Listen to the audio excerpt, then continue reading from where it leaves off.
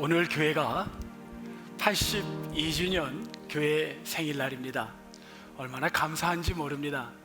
오늘 82주년 생일에 여러분 생각해보면 너무 감사하지 않습니까? 오늘 저녁에 또 4년 전에 우리 법인을 만들어 춘천 지역에 이렇게 아름다운 일을 하게 된 것도 얼마나 복된지 모릅니다.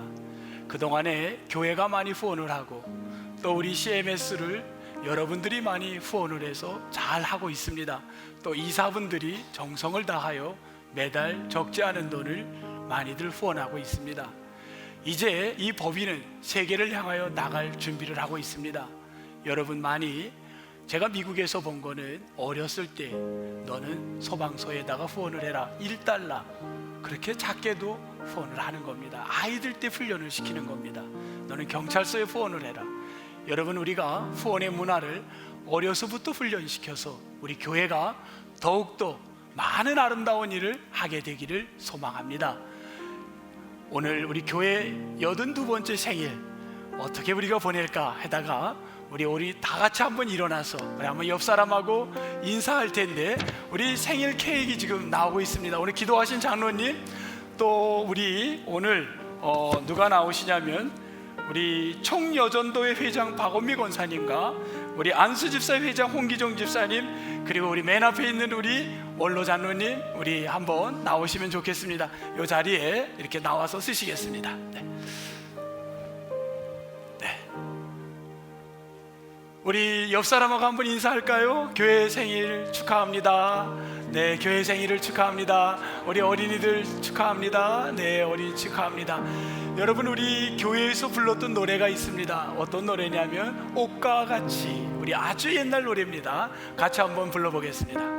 옷과 같은 우리 교회 옷과 같은 우리 교회 우리 교회 생일은 기쁘고도 즐거워 새별 같은 우리 교회 생일 즐거워라 우리 주여 그 신복 넘치도록 주소서.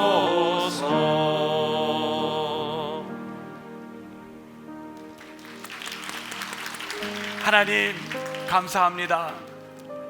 오늘 이렇게 82주년 교회가 생일을 맞이했습니다.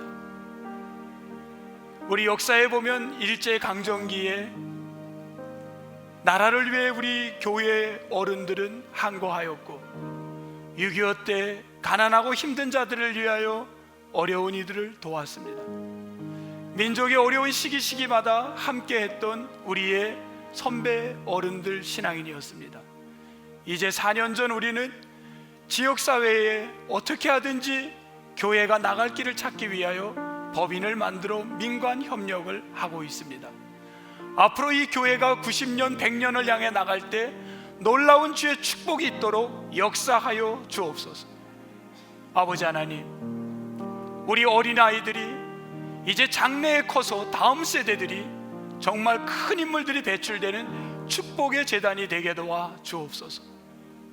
가정에서 예배하는 분들이나 성전에서 예배하는 모든 이들이 하나님께 영광 올리는 귀한 예배 되게 도와 주옵소서. 감사하옵고 예수님 이름으로 기도드립니다. 아멘. 다시 한번 인사하겠습니다. 교회 사랑합니다. 우리 어린이들 사랑합니다. 네.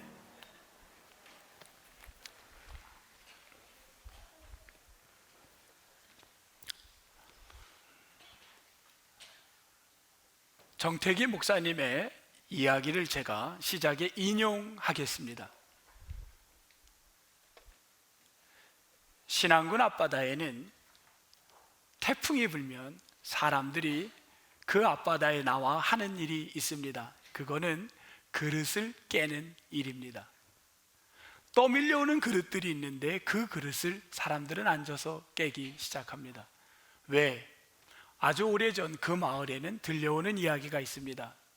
바다에 배가 지나가다가 이 배가 침몰했는데 선원들이 쓰던 그릇들이 지금도 태풍이 불면 떠밀려 바깥으로 나온다는 겁니다. 그런데 그것을 갖고 집에 들어가면 그 그릇에 붙어있는 선원들이 썼던 귀신이 그 집에 불행을 안겨준답니다. 그래서 사람들은, 어른들은 태풍이 불면 얼른 나가서 그릇을 깹니다.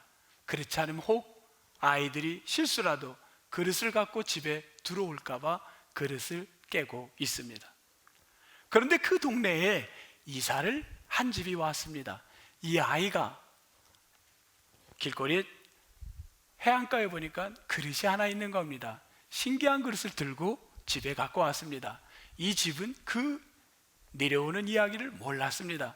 그래서 이 그릇을 어디에 썼냐면 개 밥그릇으로 사용했습니다. 개 밥그릇을 쓰기에는 너무나도 좋았습니다. 그해 여름 서울에서 선생님 직업을 갖고 있는 친척분이 내려왔다가 하도 신기한 개 밥그릇을 보게 됩니다. 이거 저 주면 안 되겠어요? 아니, 세상에 개 밥그릇을 달라는 사람이 어디냐? 아니, 이게 하도 특이해서 그래요. 그래서 개 밥그릇을 선물로 받습니다. 이 선생님은 서울에 올라와서 신기해서 친구 중에 아는 감정하는 사람이 있어 그 친구에게 맡겼습니다. 2달 반. 당시 1973년 우리나라의 강남이 개발할 때인데, 강남에 아파트 50평짜리 최고 좋은 게 얼마였냐면 2천만 원. 집 한 채도 2천만 원인데 강남 50평짜리 아파트도 2천만 원이었습니다. 그런데 감정가가 얼마냐면, 준비하세요. 감정가가 얼마가 나왔냐면 3억 5천만 원. 개밥 그릇이 3억 5천만 원이었습니다. 너무나도 놀랐습니다. 그런데 그 다음에 바로 신안군에 큰 군선 4대가 와가지고 군함이 포위를 했습니다. 그리고 군인들이 사람들을 바닷가에 못 들어가게 막았습니다. 왜냐하면 여기에 보물이 있다는 겁니다. 이 보물은 어떻게 된 거냐면 중국 송나라 때 1368년에 5월달 배가 지나가다가 일본을 향해 가고 있는 배가 그릇 2만 5천 점을 싣고 가다가 그냥 침몰했습니다. 아주 오래전 1368년인데 배는 바람에 물에 오랜 시간에 부식되면서 그 밑에 가라앉았던 배에서 태풍에 의하여, 밀물과 썰물에 의하여 그릇이 한두 점씩 떠내려오기 시작한 겁니다. 그런데 마을 사람들은 그 그릇을 깨기 시작한 겁니다. 왜? 미신, 잘못된 선입견. 이 선입견이 우리 집안을 망가뜨린다라는 선입견이, 이것은 우리 집안을 망하는 길이라는 선입견이 그들은 3억 5천만 원을 매일마다 나가서 깨고 있었던 겁니다. 여러분, 혹 우리들은 이런 사람들은 아닌지요? 정말 보석인지를 모르고 보환지를 모르고 앉아서 내가 갖고 있는 선지식이 나의 보석을 깨고 있지는 않습니까? 오늘 예배하는 모든 성도분들에게 저는 소망하기를, 내가 보석임을 발견하는 축복의 자리가 되기를 주의 이름으로 축원합니다. 오늘 지금부터 내가 왜 보석인지를 찾아가는 작업을 말씀을 통하여 저는 해 나가겠습니다. 오늘 첫 절에 빌립이라는 인물이 나옵니다.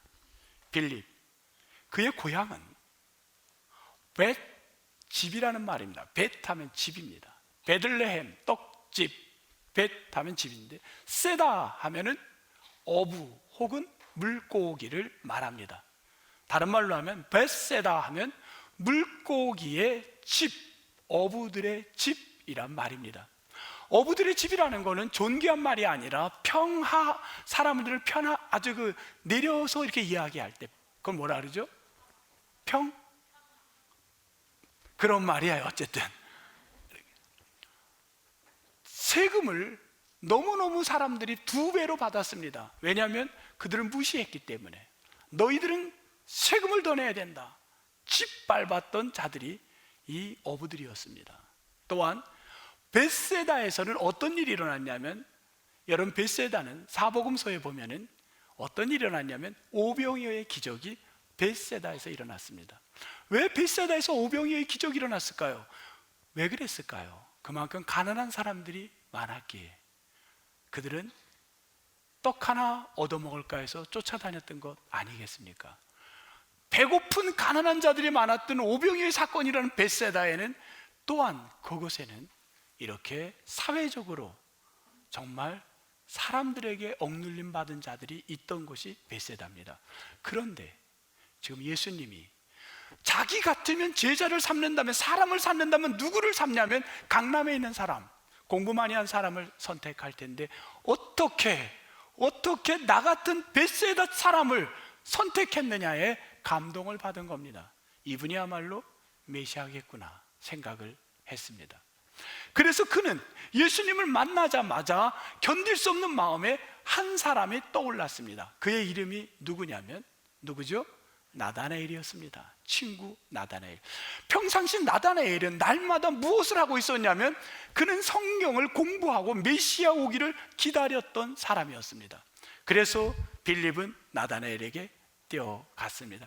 빌립이 알고 있는 성서적 지식을 다 동원해서 뭐라 그랬냐면, 빌립이 갖고 있는 성서적 지식을 다 갖고 얘기했던 게 45절 끝에 보면, 내가 사람을 만났는데 그가 누구냐면 요셉의 아들 나사렛 예수이니라 얘기를 합니다. 그 말은 이겁니다. 내가 사람을 만나는데 너가 공부하고 있던 메시아 같아. 그 메시아는 나사렛에 있는 요셉의 그 목수 요셉의 아들 예수야 하고 전한 겁니다. 신이 나서 흥분해서 전했습니다. 그때 나다나엘은 뭘 하냐면, 잠깐, 매우 이성적이고 이 사람은 감성적이지 않은 지혜로운 지성이 많은 사람입니다. 뭐라 그랬지? 지금 어디라 그랬어? 나사렛. 야, 내가 알고 있는 성서적 지식에는 나사렛에서는 메시아가 오지 않아. 베들레헴이면 모르지만 너 지금 잘못 알고 있다. 너 지금 잘못 알고 있어. 아니야. 그 말에 그가 갖고 있는 성서적 지식으로 도전을 줄 수가 있는, 그 풀어갈 수 있는 한계가 왔습니다. 그리고 그는 더 이상은 접근할 수 없으니까 그가 했던 이야기가 망설이다가 생각이 난 게 딱 하나 기억이 난 게, 예수님이 얼마 전에 자기에게 보여줬던 세 단어가 떠올랐습니다. 그 단어는 뭐냐면 와보라입니다. 와보라. 내가 너에게 성경적 지식으로는 이야기할 수가 없지만 내가 알고 있는 거 딱 하나로 얘기할게. 와봐, 와보라 라고 이야기를 합니다. 와보라. 여러분, 어찌 보면 우리가 주님 앞에 온 거는요, 여러분 알고 주님을 다 공부하고 왔나요? 아니면 와서 알게 됐나요? 여러분이 주님을 믿고 왔습니까? 아니면 와서 살다 보니 믿게 된 겁니까? 와서 살다 보니 믿게 된 거고 알게 된 겁니다. 어찌 보면 가장 심플한 말, 와보라라는 말이 그 나다나엘에게는 탁 오히려 터치가 됐습니다. 성경적 지식으로 하면 그는 거기에 대한 공격할 것들이 너무 많이 알고 있었습니다. 와보라는 말에 나다나엘은 대꾸하지 않고 진짜 따라갑니다. 오늘 누군가가 여러분을 와보라 그래서 이 자리에 왔는 줄 믿습니다. 우리 모두도 언젠가는 이렇게 온 사람들일 수도 있습니다. 부모에 의해서, 아니면 친구에 의해서, 아니면 나의 며느리 때문에, 아니면 시어머니 때문에 그냥 온 겁니다. 성전에 왔는데 오늘 예수님이 딱 와자 그에게 이렇게 얘기합니다. 너 참 이스라엘 사람이다. 너에게는 간사함이 보이지가 않는구나. 이렇게 얘기를 합니다. 여러분, 이건 칭찬인가요? 욕인가요? 칭찬입니다. 간사함은 너무 순수하다는 겁니다. 너 안에 순수함만 있구나. 간사함이 없다는 건 순수함이 있다는 거예요. 만약에 저에게 누군가가 딱 만나자마자 목사님은 참 크리스찬 같아요. 그리고 어쩌면 이렇게 순수하세요. 그러면 저는요, 금세 어떻게 할까요? 그러셨어요.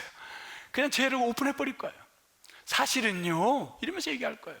근데 이성적인 사람은 쉽게 오픈하지 않습니다. 잠깐만요. 당신이 나를 언제 봤다고 그렇게 평가를 합니까? 이렇게 대답을 합니다. 언제 나를 안다고? 이게 매우 합리적이고 이성적인 사람의 태도일 겁니다. 저처럼 감성적으로 아 그래요? 저를 칭찬했어요? 나 당신 따라갈게요. 이렇지 않을 겁니다. 그는 언제 나를 보셨습니까? 어떻게 하셨습니까? 하고 질문을 합니다. 그때 예수님 뭐라 그러냐면 이렇게 이야기를 합니다. 너가 친구 빌립이 너를 부르기 전에 내가 이미 너를 무화과 나무 아래에 있는 걸 보았다라고 이야기를 합니다. 여러분, 무화과 나무 아래에 있다라는 것은 무엇을 말하냐면, 무화과 나무는요, 그냥 우리가 팩트로만 이야기를 하면 무화과 나무는 높이 4에서 5m, 넓이 폭 7m 정도로 자라는 그늘이 지는 나무입니다. 왜 무화과 나무를 이야기하냐면 사람들은 저 무화과 나무 그늘에서 책을 읽었습니다. 그래서 무화과 나무라는 건 마치 우리나라 선비들이 느티나무 아래에서 글을 보듯이 무화과 나무 아래에 있다라는 건 뭐냐면 성경을 연구하는 사람들 할 때 무화과 나무 아래를 말합니다. 그렇다면 이런 말입니다. 너가 무화과 나무 아래에 있었다라는 말은 뭐냐면 너가 날마다 메시아에 대해 성경 공부하고 있었지? 하고 대답하는 거예요. 질문하는 겁니다. 너가 성경에 대해서 메시아에 대해서 궁금해하고 공부하고 있었지? 내가 그것을 알고 있어? 하고 예수님이 이야기를 합니다. 그러자 그 사람이, 그 나다넬이 깜짝 놀랍니다. 선생님은 하나님의 아들이군요. 그리고 뭐라 그럽니까? 이스라엘의 왕이시군요 하고 이야기를 합니다. 여러분, 나다넬이 이 고백이 훌륭한 신앙의 고백인가요? 아닌가요? 훌륭한 신앙의 고백같이 보입니다. 저도 그렇게 봤을 겁니다. 그런데 예수님은 그게 아닙니다. 이제부터 우리가 오늘 말씀에 들어갈 부분이 여기부터입니다. 여기까지는 누구나가 성경을 보면 다 아는 부분이에요. 그냥 읽으면 다 알 수 있는 부분입니다. 이 부분부터가 왜 이제 중요하냐면 예수님은 그 대답에 화가 났습니다.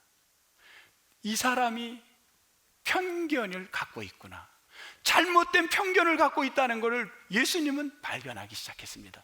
그래서 이에게 뭘 가르쳐 주냐면 지금부터 잘못된 편견을 깨부수기를 원하고 있는 겁니다. 자, 어떤 잘못된 편견이냐면 이스라엘의 왕이시군요 하고 이 사람이 이야기를 했습니다. 선생님은 이스라엘의 왕이시군요 하고 이야기를 합니다. 그게 무슨 말이냐면, 자, 이제부터 성경으로 조금 더 깊이 들어가 보겠습니다. 여러분 준비되셨어요? 조금 더 들어갑니다. 여러분 정신을 잘 차리고 같이 들어가야 합니다. 성경에는 예수님에 대한, 여러분 우리 예수님에 대한 메시아 사상이라는 게 언제 시작이 되었는가? 이 메시아 사상, 이때는 언제로 거슬러 올라가면 다윗 때로 올라가겠습니다. 다윗은 왕이었습니다. 다윗은 한나라의 왕인데 나단이라는 선지자가 다윗에게 이렇게 신의 이야기를 전했습니다. 그걸 다윗의 신탁이라고 합니다. 그 이야기는 이런 내용입니다. 다윗 당신의 자녀들 가운데 이스라엘의 왕들입니다. 근데 그 왕들은 바로 누구냐면 하나님의 아들들입니다. 이스라엘의 왕 다윗의 아들이 누가 된다는 거예요? 누구라고요? 하나님의 아들이라는 거예요. 좋은 말이죠. 이 말 듣고 나쁠 말이 없습니다. 이스라엘 백성들은 그래서 다윗의 그 자녀들 가운데 이 땅에 이스라엘을 이끌어갈 지도자들이 계속 이어지는 걸 신앙으로 아멘했습니다. 그런데 다윗의 바로 아들 솔로몬 때, 여러분 신의 아들이라면서 하나님의 아들이라면서 솔로몬 때 어떤 일이 벌어지냐면 나라는 어떻게 됐나요? 둘로 깨집니다. 왜 믿음의 가정이 둘로 깨집니까? 이해가 됩니까? 이건 무슨 말입니까? 이건 무슨 상황입니까? 어떻게 하나님의 신탁을 받은 하나님의, 우리는 왕이라는데, 우리는 하나님의 자녀들이라는데 이 나라가 깨졌습니까? 이렇게 사람들이 반론을 제기할 수 있습니다. 그때 이런 얘기를 하는 겁니다. 어떤 얘기를 하냐면, 너희들 가운데 지금은 깨졌지만 이 가운데 누가 오냐면 다윗의 혈통 가운데 메시아가 온다는 겁니다. 그분이 오면 다시금 메시아가 오면 그 깨진 그 민족 속에 다시 다윗의 혈통을 이어가게 될 거다. 그 메시아로 말미암아 그 왕권을 이어가게 될 거다. 그거를 나단이 이야기를 해줍니다. 그 이야기가 사무엘하 7장 12절부터 17절까지의 말씀입니다. 이때 이스라엘 백성들이 무슨 실수를 하냐면 거기에 아멘을 했는데 아멘의 실수가 나옵니다. 뭐냐면 이스라엘의 왕, 다윗의 왕, 다윗의 혈통, 그러다 보니까 왕에 하면 떠올랐던 게, 보고 배운 게, 왕하면 정치적 권력, 파워를 생각한 겁니다. 섬기는 왕을 생각한 게 아니라 이 왕은, 메시아는 강한 군대를 이끌고 오는 왕, 헤롯 안티파스가 당시 나다나엘이 살던 때 지배하고 있었습니다. 너무너무 무서운 이 로마 정권에 우리들이 너무 피해를 보고 상처를 받고 세금은 몇 배로 내야 되는 이 안타까움에 살고 있던 그들 속에 이제 이스라엘의 왕이군요 한 거는 당신이 메시아군요. 그 메시아 속에는 어떤 메시아냐면 정치적 권력적 그 강력한 파워를 갖고 있는 메시아군요. 그렇게 고백을 하는 겁니다. 지금 예수님이 뭘 가리키고 있나요? 메시아는 이 땅에 정치적으로 권력을 갖고 세상을 힘으로 누르는 메시아가 아니라는 걸 그들에게 알려주고 있는 겁니다. 그러면서 예수님이 뭐라 그러냐면, 너 무화과 나무 아래에 있는 거 보고 지금 놀라니? 내가 더 큰 놀랄 일을 알려줄게, 이렇게 얘기를 합니다. 더 큰 걸 보게 하리라. 그리고 51절에 무슨 얘기를 하냐면요, 우리 본문 51절에 이보다 더 큰 일을 보리라 50절에 그렇게 얘기를 하시더니만 51절 뭐라 그랬냐면, 하늘이 열리고 하나님의 사자들이 어떻게 해요? 인자 위에 오르락 내리락 하는 것을 보리라. 여기다 인자에다가 동그라미를 쳐시기 바랍니다. 인자가 하나님의 사자들이 인자 위에 오르락 내리락 하는 것을 보리라. 여러분, 이 말씀을 들을 때 떠오르는 게 있나요? 뭐가 떠오르셨나요? 야곱이 떠올랐습니다. 무화과 나무 아래서 늘 성경을 묵상하는 우리 집사님이 꼭 되시기 바랍니다. 야곱이 떠올랐는 거예요. 맞습니다. 야곱이 떠오르는 거예요. 야곱의 이야기는 창세기 28장으로 가게 되는 겁니다. 창세기 28장 12절에 가면 어떤 사건이 있냐면, 사닥다리가 있는데 아래 위로 오르락내리락 하는 겁니다. 누가? 천사들이. 그 위에 이때 상황이 어떤 겁니까? 야곱이 도망을 갑니다. 형에게 잘못을 하고 엄마가 외갓집으로 가라 해서 외갓집으로 가다가 무서워서 혼자 노숙을 하려니까 무서웠습니다. 그리고 하나님 앞에 기도하다가 잠이 들었습니다. 환상 가운데 사닥다리가 보입니다. 여러분, 사닥다리가 보이면은요, 사닥다리 하면은 위에서 내려오는 게 생각이 들어요? 아래에서 올라가는 게 생각이 나요? 모르죠. 또 어떤 사람은 위에서 내려가는 것부터 생각할지도 몰라요. 대부분은 아래에서 위로 올라갑니다. 당시 사람들은요, 사닥다리의 꿈을 꾸고 나서는 뭘 생각하냐면, 저 사닥다리 꼭대기에는 누가 올라가느냐면, 누구냐면 우리 민족의 시작, 어찌 보면 이스라엘의 그 시작, 야곱이 이스라엘이 된 거 아닙니까? 야곱이 그 사닥다리 위에 올라갔다고 이 꿈을, 이 본문을 그렇게 해석을 했습니다. 야곱이 저 사닥다리 위에 올라갈 자, 그 천사들이 그에게 앞뒤로 위로 올라갔다 내려갔다 했던 그 자리, 그 높은 자리, 그 보좌의 자리, 그 자리가 무슨 생각을 줬냐면, 여기에서 시작되는 게 뭐냐면 선민 사상이 들어오기 시작한 겁니다. 이스라엘 땅에는 선민의식이 꽉 차서 지금도 왜 중동이 전쟁을 하고 지금도 하는 선민의식 때문인 거예요. 그 근본이 어쩌면 여기서부터 시작되는 겁니다.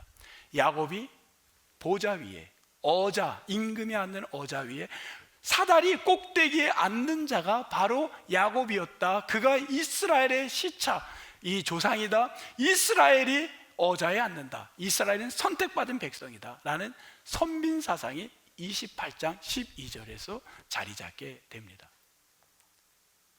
그런데 이게 맞는 얘기일까요? 틀리는 얘기 같아요. 선민의식이 맞아요? 틀려요? 이 부분을 다 단호하게 자른 분이 나옵니다. 이 선민의식을 갖고 사는 사람을 단호하게 자른 거야. 나는 선택받은 백성이야, 우리 집안은 선택받은 백성이야, 너 그런 말 하지 마. 한 방에 날린 사람이 누구냐면 다니엘입니다. 다니엘이 7장, 요거는 한번 보면 좋겠어요. 다니엘 7장 12절, 다니엘 7장 13절 보겠습니다. 다니엘서 7장 1245면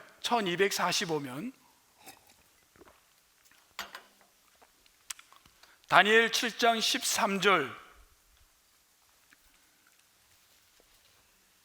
같이 한번 읽겠습니다. 시작. 내가 또 밤 환상 중에 보니 인자 같은 이가, 여기다 동그라미를 치셔야 된다. 인자, 여기다 인자에 동그라미 치세요. 인자 같은 이가 하늘 구름을 타고 와서 옛적부터 항상 계신 이에게 나아가 그 앞에 인도되며. 자, 다니엘이 뭐라 그러냐? 내가 환상을 봤는데 너희들 지금까지 잘못 알고 있다. 그 꼭대기에는 야곱이 있었던 게 아니라, 사닥다리 꼭대기에는, 어자에는 야곱이 있었던 게 아니라 누가 있었는지 아니? 그 위에는 오실 분이 있는데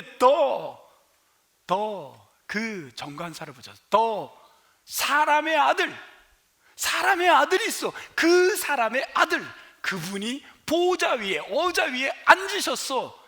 야곱이 아니야, 이스라엘이 아니야. 그 위에 앉을 분은 인자가 그 위에 앉아 있었어 하고 이야기를 하는 겁니다.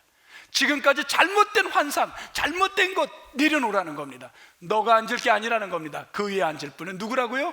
인자, 그분이 앉아 있어야 된다는 거예요. 지금 이스라엘 백성들이 가졌던 두 가지 잘못된 것, 첫째, 메시아 사상의 정치적 메시아, 강력한 왕으로 오시는 메시아, 이스라엘의 왕입니다. 너 그거 잘못 얘기했다. 두 번째, 하늘 높은 보좌에 너희 이스라엘 백성들은 뭘 생각해? 너희들이 그곳에 있다고 생각했지. 천만에 그 위에 계신 분은 인자야, 메시아야. 그분이 너희들을 한 사람 한 사람 와보라고 선택해서 너희들이 부족한 잘못된 거를 새롭게 창조시켜서 당신의 일을 시키러 오신 분이야. 그분이야. 그래서 너가 이 자리에 지금 온 거야. 이거를 가르쳐주고 있는 겁니다. 나다네엘은 그 이야기를 듣고 숨이 멈췄습니다. 내가 지금까지 알고 있었던 성경적 지식으로 내가 무화과나무에서 성경을 그렇게 공부한다면서 생각했던 건 메시아의 사상, 나사렛 30명 가구가 살고 인구 150명밖에 없는 어부의 도시에서 무슨 메시아가 나오겠는가 생각하고 있던 이 잘못된 견해를 내려놓기 시작하고, 우리 민족은 내가 지금 이곳에 있을 망정 나는 선택받은 백성이야, 나는 어자에 앉아있는 백성이야, 너 내려놔. 그분은 인자뿐이야. 너는 그분이 너를 변화시켜 쓴 거야. 그걸 깨닫게 됐을 때 그는 두 손 두 발 다 들게 된 사건입니다. 이게 더 큰 일을 보리라 말씀 의미입니다. 실제로 나다네엘이라는 이름은 공간복음 마태마가 누가에는 안 나옵니다. 그분의 이름은 뭐라고 나오냐면, 뭐라고 나오는지 아시는 분 있나요? 혹시? 나다네엘은 요한복음에만 나와요. 마태나 마가 누가에는 무슨 이름으로 나오냐면 바돌로메로 나옵니다. 바돌로메, 예수님의 제자입니다. 그는 자신이 갖고 있는 성서적 지식이 완전히 깨지기 시작합니다. 잘못된 이 오해, 편견이 깨지기 시작합니다. 그걸 깨지면서 그는 주님 앞에 헌신을 다짐합니다. 그는 제자가 된 거예요. 바돌로메 제자가 된 겁니다.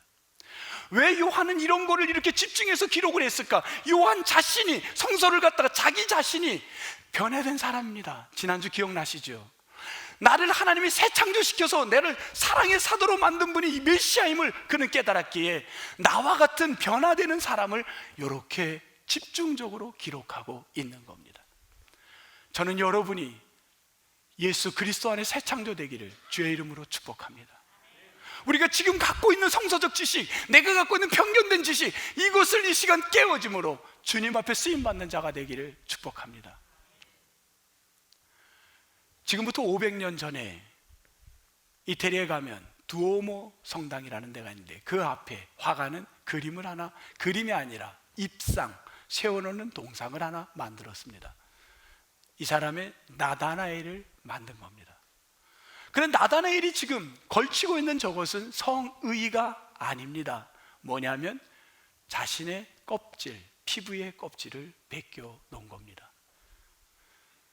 나다나엘은 사람들이 이런 얘기를 했습니다. 인도 땅에서 그는 복음을 전하다가 순교했는데 껍질이 다 벗겨서 죽었다고 합니다.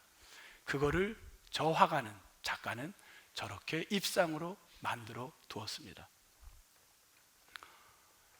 저 작품이 나온 20년 후, 약 30년 후, 30년 후 여러분 유명한 최후의 심판 누구죠? 미켈란젤로가 그림을 그렸습니다. 정 가운데 예수님이 나옵니다.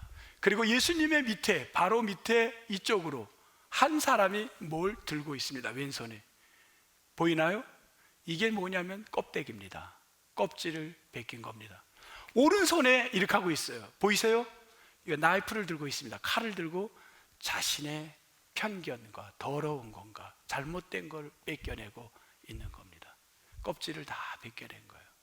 근데 신기한 건요, 껍질을 다 벗긴 자신의 그 더러운 걸 다 벗겨낸 그 그림 속에 이 껍질을 들고 있는 가운데다가 뭘 집어넣냐면요, 얼굴을 그려놨습니다. 얼굴의 껍질까지 벗긴 겁니다. 그 얼굴 보이세요? 가운데 얼굴이 있어요. 근데 그 얼굴을 누군가는 모델이 있어야 되는데 누구의 모델로 삼았냐면, 미켈란젤로는 그 얼굴에 누구를 집어넣냐면, 누굴 집어넣은 것 같아요? 자기 자신을, 그림을 집어넣습니다. 미켈란젤로의 신앙 속에는 아마 이런 게 있었겠죠. 내가 갖고 있던 이 편견과 잘못된 걸 벗어버리고 싶었던 예수 그리스도의 복음의 말씀의 검으로 벗겨버리고 싶은 자신의 내망의 갈등과 욕구가 있었다는 겁니다. 저는 이 니드가, 이 욕구가 우리에게도 일어나기를 소망합니다. 말씀의 검으로 우리 안에 있는 잘못된 편견들이 벗겨지기를, 예배를 드릴 때마다 우리의 더러운 이것들의 껍데기가 벗겨지는 역사가 일어나기를 주의 이름으로 축복합니다. 그래서 이런 그림을 미켈란젤로는 그렸던 겁니다. 미국에 가면 인디아나 주에 있는 해몬드라는 작은 도시, 인구 5만 명이 모이는 소규모 도시가 있습니다. 그 해몬드 도시에 교회가 있는데 해몬드 퍼스트 베프티즘 처치, 미국에 가면 한국도 그렇죠, 퍼스트라는 단어가 많아요. 퍼스트, 제일 침례교회, 해몬드 제일 침례교회가 있습니다. 여기는 인구가 5만인데 교인은, 저 교회에 어른 숫자가 몇 명 정도 되냐면요, 800명이 모입니다. 어른이 800명. 자, 여러분 놀랄 준비, 두 번째 놀랄 준비, 얼마나 놀라나 봅시다. 주일학교가 얼마나 모이냐면요, 한 얼마쯤 모일 것 같아요? 한 어른이 800이니까 주일학교, 예? 한 얼마? 500명? 그렇게 많이 모여요? 33,700명이 모입니다. 주일학교가 33,700명. 저 도시의 아이들에서 900명밖에 안 옵니다. 다른 도시에서 저 아이들이 옵니다. 한인교회 목사님들이 실제로 애들이 하루아침에 다 그냥 떠나가 버리는 거예요. 사도신교에서 목사님까지 쫓아가 봤어요. 도대체 이 교회에서 뭐 하고 있는가? 애들이 전 도시에서 몰려옵니다. 주일이면 33,700명이 몰려옵니다. 시의회에서 회의를 열었습니다. 여러분 33,700명이면 아이들이 한 끼 점심만 먹어도 돈이 돼요, 안 돼요? 장사가 돼요, 안 돼요? 이 아이들이 장난감 하나만 사도, 눈깔 사탕 하나만 사도 엄청난 거예요. 그래서 도시에서, 시의회에서 회의를 해갖고 어떻게 했냐면, 모든 주일날 썬데이에는 공립학교 교실은 다 해몬드 퍼스트 베프티즘 처치를 위해서 써야 된다. 딱 결정을, 이것 때문에, 돈 때문에 열었던 거예요. 여기가 이렇게 된 데에는 이유가 있습니다. 여러분, 이유가 듣고 싶어요, 안 듣고 싶어요? 그 정도에서 얘기할 것 같아요. 제가 듣고 싶어요, 안 듣고 싶어요? 뭐 이 정도 반응이 나와야지. 우리 새벽 예배 하다가 그냥 멈추고 그냥 다음 주에 하겠어 했습니다. 여러분, 왜 그랬냐면요, 이 교회에 제니라는 20살 된 선생님이 있습니다. 여자 선생님입니다. 제니. 이 선생님은 태어나서부터 집에서 초등학교를 다녔는데 너무너무 그래요. 이 선생님을, 20살 된 선생님을 만나러 갔는데 복도에서 걸어 나오는데 얼마나 거군지 복도가 꽉 찼어. 자기가 그럽니다. 나 이상하게 생겼죠. 놀라셨죠. 중학교 때 아이들은 뭐라 그래, 마녀라고 돌을 던졌습니다. 고등학교 학교에서는 이 아이를 조기 졸업시켰습니다. 공부 잘해서가 아니라 학교에서 얘 때문에 아이들이 집중이 안 되는 거예요. 같이 있으려고 하지 않아요. 그래서 졸업을 시켜 보냈습니다. 대학교는 못 들어갔습니다. 집에서도 그러니까 나가라 그래요. 이 아이는 미국에는 동네마다 커뮤니티 칼리지가 있어요. 기술학교 2년짜리가 있습니다. 거기는 수업보다 그냥 기술 배우는 거예요. 일반인들 누구나 가는데요. 거기 가서 하루 종일 뭐 하고 있냐면 이거 하고 있었습니다. 그런데 그 클래스에 4명의 퍼스트 베프티즘 처치의 학생, 교인들이, 젊은 교사들이 왔습니다. 뭘 배우러. 제니가 너무 불쌍한 거야. 영적으로 너무 불쌍한 거야. 그래서 그를 6개월 동안 붙들고 기도를 합니다. 6개월을 기도하고 그에게 그랬습니다. 와보라. 그리고 그가 교회를 왔습니다.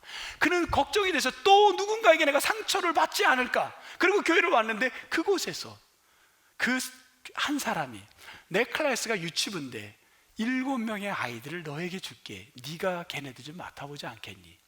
떨리는 마음으로 클래스를 들어갔는데 그 아이들이 그 제니에게 이렇게 얘기를 합니다. 너 이상하게 생겼다, 너 웃기다, 못생겼다가 아니라 선생님 하는 겁니다. 자기 평생에 선생님이라는 말을 들어본 적이 없고, 누구나 자기를 보면 공격했고 돌을 던졌고 자기를 만나고 싶지 않았는데 선생님이란 말에 이 제니가 깜짝 놀랐습니다. 한 번도 들어보지 못한 따스한 말을 처음 들어본 겁니다. 그리고 제니는 거기서 깨지기 시작하는 거예요. 그리고 신앙은 모르지만 하나님, 내가 이 아이들을 위해서 뭘 해야 될까요? 무릎을 꿇었습니다. 근데 하나님이 그에게 지혜를 떠오르게 주는 지혜가 너무너무 많아서 그는 메모지에 정신없이 적기 시작했습니다. 그 지혜대로 적은 게 이렇게 빼곡히 적고 그거대로 바로 실시했습니다. 아이들이 8년 만에 33,700명이 모였답니다. 몇 년? 8년. 사랑하는 성도 여러분, 우리는 지금 해안가에서 보석을 모르고 깨고 있진 않는지요? 나는 왜 결혼을 했는데 헤어졌나? 내가 잘못 선택한 내 자신이 너무 후회가 스러워 나를 마구 깨고 있진 않습니까? 병원의 의사 선생님의 한마디가 희망을 잃어버리고 나는 이제 끝났다고 마구 여러분이 깨고 있지 않습니까? 직장의 취직이 그거 몇 번 안 됐다고 해서, 승진이 안 됐다고 해서 여러분 자신이 그냥 깨고 있지 않습니까? 여러분은 보물입니다. 엄청난 보석이 있는 거예요. 우리 안에 있는 이 감춰진 보석을 발견하는 여러분 되기를 축복합니다. 보석을 발견하기 위해서 우리는 편견의 껍데기들, 내가 갖고 있는 이 정도는 돼야, 집안 이 정도고 학력은 이 정도고, 이런 내가 갖고 있는 이 편견들이, 그것이 나만 느끼고 남을 그렇게 편견했던 그 사고들, 잘못된 부정적인 사고들을 다 벗겨내십시오. 말씀의 검으로 벗겨내십시오. 그리고 여러분 안에 있는 엄청난 능력, 그 보석을 발견하는 날마다의 주간이 되어서, 매주마다 되어서 이 한 주 동안 그 편견을 버리고 새롭게 창조되기를 주의 이름으로 축복합니다. 저는 소망합니다. 우리 교회 학교 아이들에게 이런 엄청난 보석 같은 자녀들이, 이들이 세계를 움직일 일꾼들이 나오게 될 줄 믿습니다. 우리 교회는 좋은 교회입니다. 민족의 큰 일을 일제히 항거했던 어른들이 있었고, 6.25 때 민족을 위해 봉사했던 분들이 있었고, 지금도 수많은 봉사자들이 있고, 지금 교회에 대해 부정적인 이야기가 너무너무 우리 사회에는 있습니다. 교회가 뭐 했냐, 교회에 대한 나쁜 이미지가 너무 우리 사회는 지금 팽배합니다. 이때 저는 소망합니다. 오늘 밤 4년 전에 세워진 우리 법인을 통하여 춘천 지역 속에 교회에 대한 선한 이 영향력을 보일 수 있는, 그래서 그 직원들이 예배한다는 건 여러분 상상할 수 없는 일입니다. 그분들은 회사로 나오는 거예요. 근데 그들이 예배자로 오늘 쓰게 될 때, 여러분 그들을 격려하고 그들을 위해서 기도해 주셔서 그들을 통하여 춘천 지역에 크리스찬이 하는 데가 다르구나, 역시 교인이 하는 데가 다르구나, 선한 영향력의 그 하나님의 좋은 선입견들이 이 지역에 펼쳐가기를 여러분 소원합니다. 우리 교회가 희망의 교회, 우리 성도님들이 나는 안 된다고 생각하는 자기 자신을 무엇 때문에 이렇게 자꾸만 깨고 있는지 모르지만, 여러분, 주님의 엄청난 이 보화가 내 안에 있다는 걸 바라보며 이 한 주간을 힘있게 살아가는 축복의 온 성도가 되기를 주님의 이름으로 축원합니다.